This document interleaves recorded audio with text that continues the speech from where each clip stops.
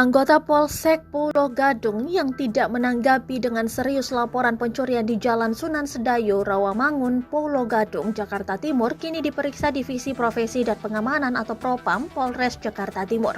Anggota itu sudah ditarik ke Polres Jakarta Timur, ia diperiksa Propam, kata Kepala Bidang Humas Polda Metro Jaya Komisaris Besar Endra Zulpan, Minggu 12 Desember 2021 dilansir dari Kompas.com.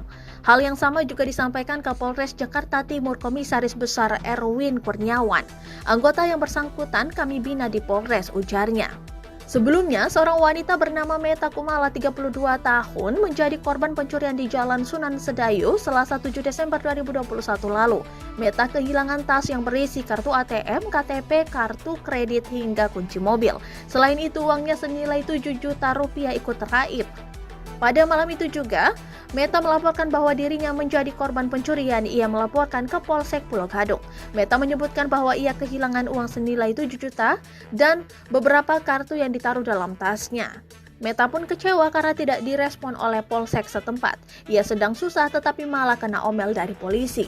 Meta juga menyayangkan ucapan yang keluar dari polisi itu. Di Polsek Pulau Gadung, Meta ditanya nama lengkap, tanggal lahir, dan barang-barang yang hilang. Namun setelah itu, polisi tidak memberitahu kepada Meta ihwal prosedur selanjutnya. Meta kemudian disuruh pulang untuk menenangkan dirinya.